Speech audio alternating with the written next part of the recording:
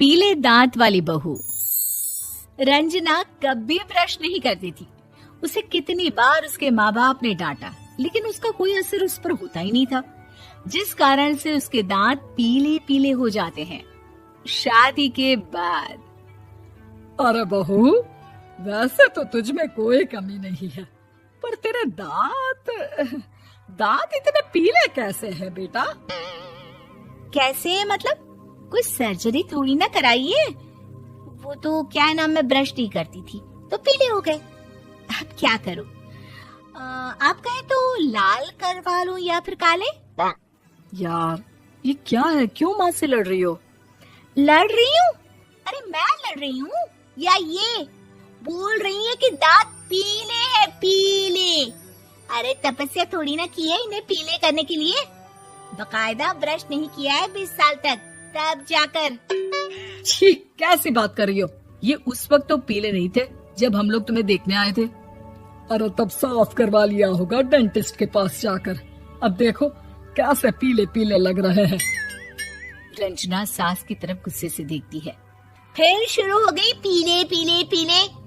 अरे पीले तो तब भी थे जब मेरे हाथ का रसगुल्ला उड़ा उड़ा कर खा रही थी और बोल रही थी, लड़की नहीं गुणों का खजाना दे रहे भाई साहब आप। खैर, अब वो लोग करते भी तो क्या करते, पीले दांत वाली बहू पल्ले पड़ी थी तो झेलना तो था ही। एक दिन कीर्तन में रंजना गाना गा रही थी। अरे कमला बहन, माँ का द्वार है, यहाँ तो सब शुद्ध होकर आते हैं, फिर अपनी बहू को ब्रश भी नहीं करवाती तुम। दूर से पीले पीले दांत भक्ति में बाधा उत्पन्न कर रहे हैं। अरे कोई 2 साल के बच्ची थोड़ी ना लेकर आई हूँ मैं बहू बनाकर। अच्छी खासी लड़की है, अरे कैसे करवाऊं ब्रश? ये तो उसे खुद करना चाहिए ना। अब माँ बाप तो इसके जैसे तैसे निपटा दिए, ये नहीं सोचा कि सास कैसे संभालेगी। सास बहू को लेकर घर आ जाती है, लेकिन सोच लेती है कि अब इसे लेकर कहीं नहीं जाएगी। अगले रोज बहू कहती है, अरे क्या हो गया, मंदिर नहीं जाना क्या? कीर्तन का वक्त हो रहा है। मेरी मधुर वाणी से कान्हा जी जागते हैं और सोते हैं। आप तो जानती है ना उनकी भक्ति में कितना मन लगता है मेरा। वो क्या है ना, तबीयत ठीक नहीं लग रही है मेरी, आराम करूंगी मैं। तबीयत ठीक नहीं लग रही? अभी तो मिथुन के गाने पर नाच रही थी आप, और अब बोल रही है कि तबीयत ठीक नहीं लग रही। अरे भक्ति में मन लगा लो सासू माँ, ऊपर जाना है, क्या मुंह दिखाओगी आप? हाँ? सास को बहू की बात पर गुस्सा आ जाता है। मैं क्या मुंह दिखाऊंगी, इसकी चिंता तो ना कर, समझी? अपने मुंह की चिंता कर, जो ये पीले पीले दांत लेकर हर जगह पहुंच जाती है। पता है लोग कितना मजाक बनाते हैं। ना जी ना, मैं नहीं जाना कहीं तेरे साथ। तो ये बात है।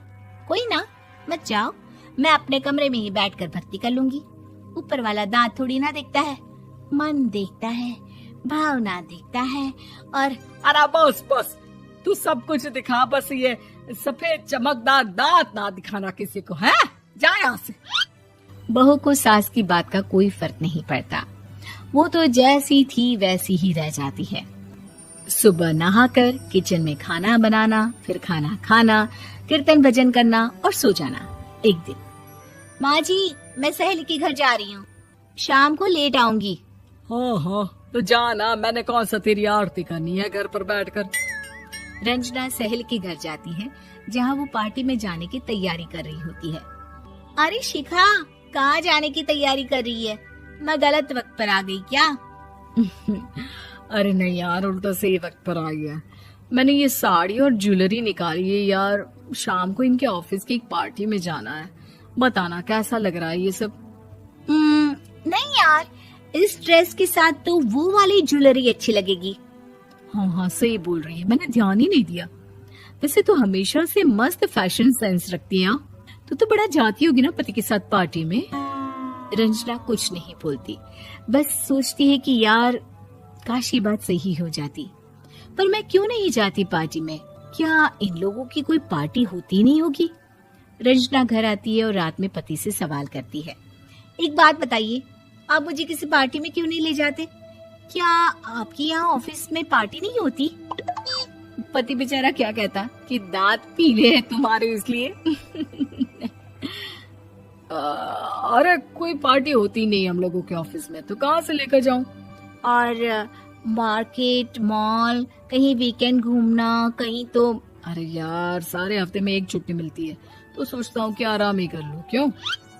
रंजना मन मार के रह जाती है। पहले कभी सास के साथ मंदिर जाया करती थी, लेकिन वो भी सास ने ले जाना बंद कर दिया। घर बैठी बैठी रंजना बोर हो जाती है। तभी उसे आइडिया आता है और वो मायके जाने का सोचती है। सासू माँ, 2 दिनों के लिए मम्मी के घर जा रही हूँ।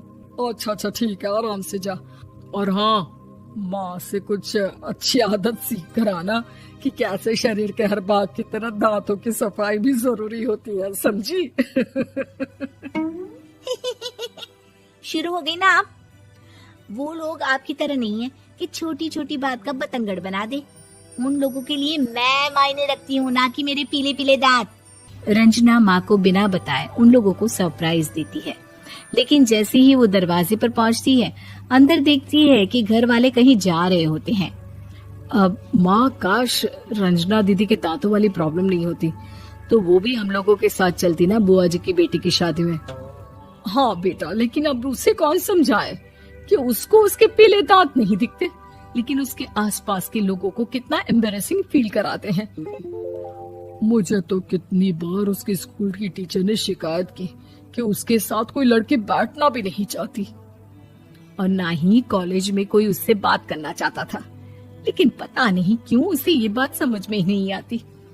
कोई कमी नहीं है उस लड़की में, बस यही कि दांत पीले हैं।